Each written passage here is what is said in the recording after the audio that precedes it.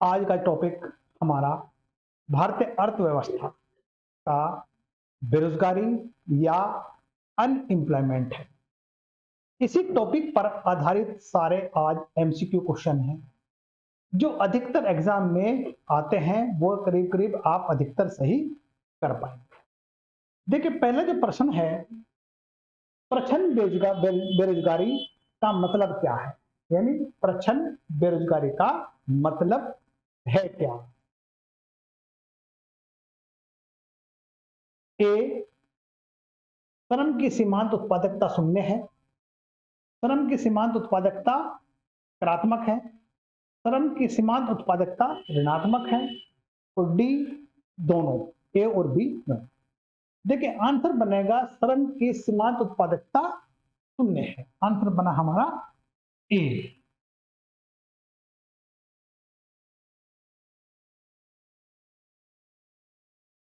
इसका बना ए। देखिए, प्रछन्न बेरोजगारी या कह सकते हैं हम छिपी बेरोजगारी, यानी जिसको अदृश्य बेरोजगारी भी कहते हैं। इस बेरोजगारी के अंतर्गत श्रमिक बाहर से तो काम पर लगे हुए होते हैं या प्रतीत होते हैं, परंतु वास्तव में उन श्रमिकों के उस कार्य में आवश्यकता नहीं होती है। यानी अगर उस कार्य से उन श्रमिकों को निकाल भी दिया जाए तो उनके मतलब जो है उत्पादन पर कोई फर्क नहीं पड़ता। देखिए, अगर हम बात करते हैं, अगर मान लीजिए है प्रछन्न बेरोजगारी या क्या होते हैं। देखिए, कोई कार्य करने के लिए हम जिस कार्य करने को एक आदमी कार्य कर सकता है, उसमें हम जो है 5 आदमी लगा देते हैं।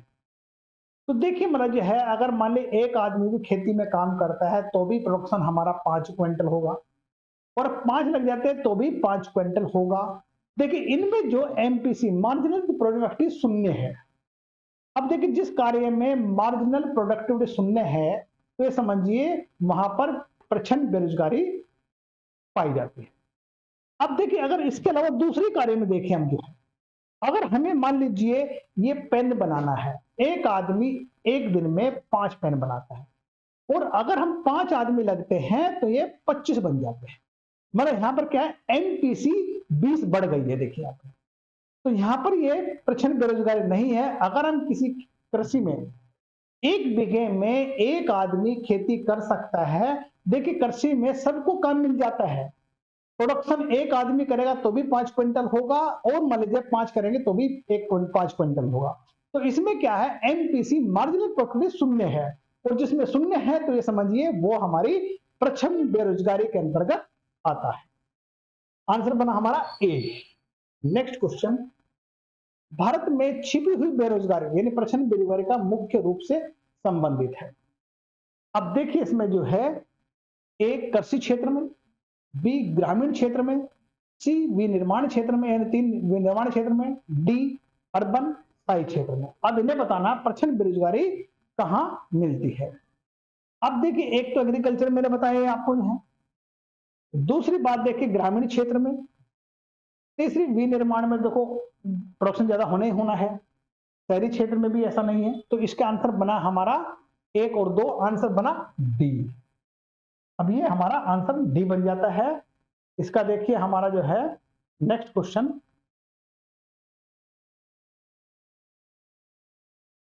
निम्नलिखित में से किस राज्य को अत्यधिक कुपोषण के कारण भारत का इथोपिया कहा जाता है। ए बिहार, बी मध्य प्रदेश, सी झारखंड, डी उड़ीसा। देखिए आंसर देखिए, मतलब जो है यानी अत्यधिक कुपोषण के कारण भारत का इथोपिया कहा जाता है। देखिए आप जो है वो बनेगा आपका मध्य प्रदेश, यानी बी आंसर। अब देखिए, भारत में सर्वाधिक शिशु मृत्यु दर वाला जो राज्य है वो मध्य प्रदेश है। इसी शिशु मृत्यु दर की अधिकता के कारण ही इसे भारत का इथोपिया कहा जाता है। अब देखिए, मतलब जो है अगर हम एसआरएस बुलेटिन मई 2022 के आंकड़ों के अनुसार अगर बात करते हैं तो मध्य प्रदेश में वर्ष में 2020 सर्वाधिक शिशु की मृत्यु दर यानी आईएमआर 43 है। तो देखिए, इसे कहते हैं भारत का इथोपिया, ये है हमारा मध्य प्रदेश। नेक्स्ट, जब किसी राज्य की आर्थिक व्यवस्था की उत्पादकता अक्षमता पर्याप्त हो, संख्या में रोजगार सृजित करने के लिए अपर्याप्त हो, तो उसे क्या कहते हैं? मैंने क्वेश्चन को फिर देखिए ध्यान से। जब किसी राज्य की आर्थिक व्यवस्था उत्पादक अक्षमता पर्याप्त हो, संख्या में रोजगार सृजित करने के लिए अपर्याप्त हो, तो उसे क्या कहते हैं? ए मौसमी बेरोजगारी, बी संरचनात्मक बेरोजगारी, सी प्रच्छन्न बेरोजगारी, डी चक्रीय बेरोजगारी। देखिए इसका आंसर बनेगा, वो बनेगा बी यानी संरचनात्मक, स्ट्रक्चरल अनएम्प्लॉयमेंट। आंसर बना इसका बी। अब देखिए संरचनात्मक बेरोजगारी से क्या मतलब है? संरचनात्मक बेरोजगारी किसी भी अर्थव्यवस्था में भौतिक, वित्तीय, मानवीय संरचना में परिवर्तन के फलस्वरूप उत्पन्न बेरोजगारी, यानी समझिए अर्थव्यवस्था में भौतिक, वित्तीय या मानवीय संरचना में परिवर्तन के कारण जो भी बेरोजगारी उत्पन्न होती है उसे हम संरचनात्मक बेरोजगारी कहते हैं। यह आमतौर पर प्रौद्योगिकी में परिवर्तन या उन्नति के कारण कार्मिकों के कौशल और वास्तव में उपलब्ध नौकरियों के लिए आवश्यक कौशल के बीच अंतर पाए जाने के कारण उत्पन्न होती है। अर्थात नौकरी के संबंध में रिक्तियों की क्षेत्रीयता या व्यवसायिक पैटर्न और कामगारों की उपलब्धता के पैटर्न में मेल न होने का परिणाम है। जब नई प्रौद्योगिकी पेश की जाती है तो कुछ नौकरियां और कौशल को मशीनों द्वारा प्रतिस्थापित किया जाता है और ऐसी स्थिति में बेरोजगारी की संख्या बढ़ जाती है। भारत में बेरोजगारी का स्वरूप मूलतः संरचनात्मक माना जाता है या संरचनात्मक है। आंसर बना बी। नेक्स्ट, भारत में अधिकांश बेरोजगारी है। ए प्रौद्योगिकी, बी चक्रीय, सी संघर्ष संबंधी, डी संरचनात्मक संबंधी। देखिए भारत में अधिकांश तक जो मैं पहले डिस्कस कर चुका, पहले प्रश्न डिस्कस हो चुका है। मतलब देखिए भारत में अधिकांश तक जो बेरोजगारी है वो है स्ट्रक्चरल या संरचनात्मक बेरोजगारी। आंसर बना है हमारा सी। देखिए जो है नेक्स्ट क्वेश्चन आपका, बेरोजगारी की समस्या से गरीबी बढ़ती है क्योंकि ए गरीबी रेखा से नीचे रहने वालों की संख्या बढ़ती है, बी जनसंख्या तेजी से बढ़ती है, सी मुद्रास्फीति इन्फ्लेशन की दर बढ़ती है, डी ब्याज दर बढ़ती है। देखिए आंसर बनेगा ए यानी कि गरीबी रेखा से नीचे रहने वालों की संख्या बढ़ती है। अब गरीबी या निर्धनता का जो अभिप्राय है उस सामाजिक स्थिति से है जिसमें समाज के एक व्यक्ति या वर्ग के लोग अपने जीवन की बुनियादी आवश्यकताओं को पूरी नहीं कर पाते हैं। यानी कि सैद्धांतिक रूप से गरीबी मापन के दो प्रकार हैं, एक सापेक्ष प्रतिमान व निरपेक्ष प्रतिमान। यदि बेरोजगारी की समस्या बढ़ जाए तो गरीबी बढ़ जाती है क्योंकि इससे गरीबी की संख्या में वृद्धि होती है या होगी। तो आंसर बना हमारा ए। नेक्स्ट क्वेश्चन, निम्न कथनों पर या कौन सा सही नहीं है वो बताना आपको है। ए जब अर्थव्यवस्था में वृद्धि की दर उसकी अक्षमता से धीमी हो तो बेरोजगारी दर में वृद्धि होती है। इसमें सही नहीं बताना आपको, ठीक है। दूसरी बात है जब कुछ विशेष वस्तुओं की मांग में परिवर्तन होने या स्वचालन के कारण नौकरियां समाप्त हो जाती है तो संरचनात्मक बेरोजगारी का सर्जन होता है। सी अर्थव्यवस्था मंदी के परिणाम स्वरूप चक्रीय बेरोजगारी होती है। डी पूर्ण बेरोजगारी की स्थिति में मापित बेरोजगारी दर नकारात्मक होती है। देखिए इसमें आंसर बनेगा आपका बी, ये बी बन जाता है। अब देखिए मतलब है कुछ विशेष वस्तुओं की मांग में परिवर्तन होने या स्वचालन के कारण नौकरियां समाप्त होती हैं। तो इससे संरचनात्मक रोजगार का सर्जन नहीं होता है, बल्कि संरचनात्मक बेरोजगारी उत्पन्न होती है। तो आंसर बना हमारा बी। नेक्स्ट, वर्ष के अधिकांश हिस्सों में बेरोजगारी या बेरोजगार रहने वाले व्यक्तियों की संख्या को कहा जाता है। वर्ष के अधिकांश हिस्से में बेरोजगार रहने वाले व्यक्तियों की संख्या को क्या कहा जाता है? ए सामान्य स्थिति बेरोजगारी, बी दैनिक स्थिति बेरोजगारी, सी साप्ताहिक स्थिति बेरोजगारी, डी उपरोक्त में से कोई नहीं। ए बनेगा सामान्य स्थिति बेरोजगारी। आंसर बना हमारा ए। अब देखिए मतलब जो है सामान्य स्थिति बेरोजगारी में यदि कोई व्यक्ति वर्ष में 50% से अधिक दिनों तक कार्य नहीं करता है तो सामान्य स्थिति बेरोजगारी कहलाती है। मतलब समझिए, अगर मान लिए कोई व्यक्ति वर्ष में 50% से अधिक दिन, यानी कहने का मतलब 183 दिन तक कार्य नहीं करता है तो सामान्य स्थिति बेरोजगारी कहलाती है। वहीं पर देखिए साप्ताहिक स्थिति बेरोजगारी क्या होती है? इसमें पिछले 7 दिनों में कोई व्यक्ति किसी भी दिन 1 घंटा भी काम प्राप्त करने में सफल हो तो उस रोजगार में लगा हुआ मान लिया जाता है। इस प्रकार साप्ताहिक स्थिति बेरोजगारी व्यक्ति के पिछले 7 दिनों की गतिविधियों का विवरण प्रस्तुत करती है। देखिए दैनिक स्थिति बेरोजगारी की हम बात करते हैं, यह किसी व्यक्ति की पिछले 7 दिनों में प्रत्येक दिन की गतिविधियों का विवरण प्रस्तुत करती है। दैनिक स्थिति बेरोजगारी दर प्रति सप्ताह बेरोजगार के श्रम दिनों के प्रति सप्ताह कुल श्रम दिनों का अनुपात है। वास्तव में यह बेरोजगारी के मापन का सर्वोत्तम माप है। अब देखिए अगर हम बात करते हैं, देखिए मतलब यह है बी भगवती समिति 1973 ने बेरोजगारी माप के 3 अवधारणाएं प्रस्तुत की हैं। कौन सी मतलब समिति ने? भगवती समिति। एक सामान्य स्थिति बेरोजगारी, 2 चालू साप्ताहिक स्थिति बेरोजगारी, 3 चालू दैनिक स्थिति बेरोजगारी प्रस्तुत की। देखिए इसका जो है आंसर देखिए हमारा वो बन जाता है ए। नेक्स्ट, भारत में नियोजित अनियत मजदूरों के संदर्भ में निम्नलिखित कथनों पर विचार कीजिए। ए सभी अनियत मजदूर कर्मचारी भविष्य निधि सुरक्षा का हकदार हैं।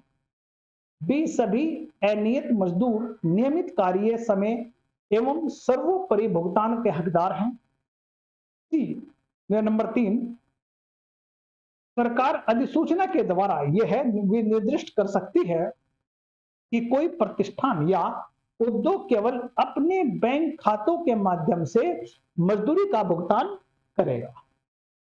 देखिए इसमें आंसर में देखिए जो है आपके तीनों बनेंगे, यानी आंसर बन गया हमारा D.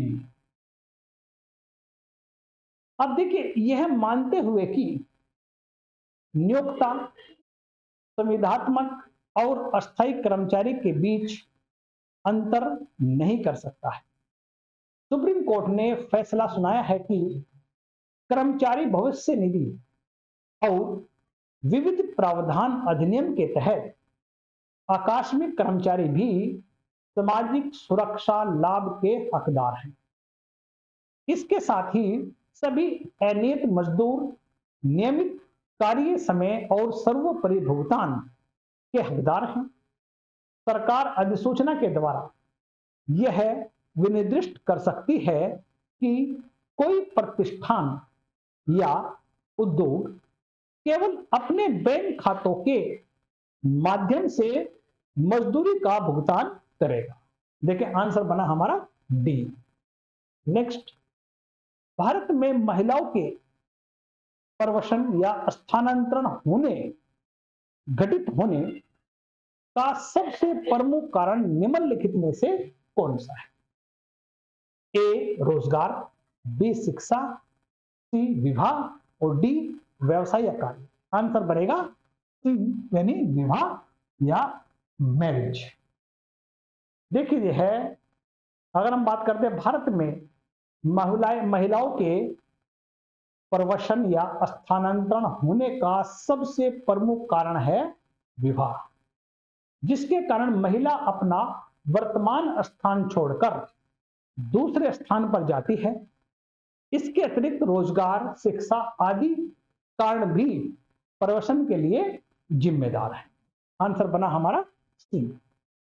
Next, John Maynard Keynes के अनुसार रोजगार निर्भर करता है ए समग्र मांग पर, बी समग्र पूर्ति पर, सी प्रभावी मांग पर, डी ब्याज की दर पर। आंसर बना प्रभावी मांग या इफेक्टिव डिमांड पर। अब देखिए, जॉन मेनार्ड कीन्स के अनुसार किसी देश में रोजगार वस्तु एवं सेवा के लिए लोगों की प्रभावी मांग पर निर्भर करता है। प्रभावी मांग से वृद्धि होने पर कुल रोजगार, आय, उत्पादन में भी वृद्धि होती है। तो आंसर बना हमारा सी। नेक्स्ट, बेरोजगारी की प्राकृतिक दर प्राकल्पना की हिमायती किसने की है? बेरोजगारी की प्राकृतिक दर प्राकल्पना की हिमायत किसने की है? A Milton Friedman, B A W Phillips, C J M Keynes, D R G Lipps. देखिए आंसर बनेगा इसका, ये बनेगा ए मिल्टन फ्रीडमैन। आंसर बना हमारा ए। अब देखिए, बेरोजगारी की हम बात करते हैं, बेरोजगारी की प्राकृतिक दर की परिकल्पना की हिमायती मिल्टन फ्रीडमैन ने की थी। मिल्टन फ्रीडमैन एक अमेरिकी अर्थशास्त्री थे जिन्हें 1976 में अर्थशास्त्र में नोबेल पुरस्कार से नवाजा गया था। बेरोजगारी की प्राकृतिक दर का अर्थ है जब एक अर्थव्यवस्था पूर्ण रोजगार की स्थिर अवस्था में होती है, यानी कि जब एक अर्थव्यवस्था पूर्ण रोजगार की स्थिर अवस्था में होती है तथा उस कार्यबल का अनुपात है जो बेरोजगार है। पूर्ण बेरोजगार का अर्थ शून्य बेरोजगारी नहीं है। पूर्ण रोजगार की दशा में भी किसी भी देश में कुछ न कुछ लोग बेरोजगार होते हैं। आंसर बना हमारा ए। नेक्स्ट, रोजगार की क्लासिकल सिद्धांत के अनुसार पूर्ण रोजगार की अवस्था में विचलन किस प्रकार होते हैं? ए प्रकृति में पूर्ण रूप से अस्थायी, बी प्राकृतिक में अस्थायी, सी काल्पनिक अवस्था, डी सामान्य अवस्था। आंसर बना काल्पनिक अवस्था, इमेजिनरी सिचुएशन। आंसर बना सी। अब देखिए इसमें जो है रोजगार की जो क्लासिकल सिद्धांत के अनुसार पूर्ण रोजगार की अवस्था में विचलन एक काल्पनिक अवस्था है, क्योंकि क्लासिकल सिद्धांत के अनुसार एक अर्थव्यवस्था में सदैव पूर्ण रोजगार की स्थिति बनी रहती है और यदि किसी कारणवश इसमें विचलन होता भी है तो कुछ समय पश्चात वह स्वतः ही संतुलन की स्थिति प्राप्त कर लेता है। अतः इसका जो आंसर बनेगा वो सी आंसर है। नेक्स्ट, नौकरी संबंधी रिक्तियों की क्षेत्रीयता या व्यावसायिक पैटर्न और कामगारों की उपलब्धता के पैटर्न में मेल न होने पर निम्नलिखित में से क्या परिणाम होता है? ए संरचनात्मक बेरोजगारी, बी प्रच्छन्न बेरोजगारी, सी परिवर्तित बेरोजगारी, डी चक्रीय बेरोजगारी। आंसर बनेगा देखिए इसमें संरचनात्मक बेरोजगारी या स्ट्रक्चरल बेरोजगारी। आंसर बना ए। नेक्स्ट, गरीबी रेखा से नीचे के परिवार को विशेष रूप से रियायती मूल्य पर खाद्यान्न उपलब्ध कराने के लिए लक्षित सार्वजनिक वितरण प्रणाली लक्ष्य यानी टीपीडीएस किस वर्ष शुरुआत की गई? आंसर 1997, 2000, 2004, 2009। आंसर बनेगा ए 1997। आंसर बना हमारा ए। अब देखिए इसमें जो है भारत सरकार ने गरीबों पर ध्यान केंद्रित करते हुए 1997 में लक्षित सार्वजनिक वितरण प्रणाली की शुरुआत की थी। लक्षित सार्वजनिक वितरण प्रणाली के अधीन राज्यों से यह अपेक्षित है कि वे गरीबों की पहचान करने, उचित दर दुकान पर खाद्यान्न की सुपुर्दगी देने और उचित दुकान स्तर पर इनकी पारदर्शिता और जवाबदेही तरीके से वितरण करने की पुख्ता व्यवस्था बनाए और क्रियान्वित करें। आंसर बना देखिए हमारा ए। देखिए इसमें इतना ही कुछ है, बाकी आगे नेक्स्ट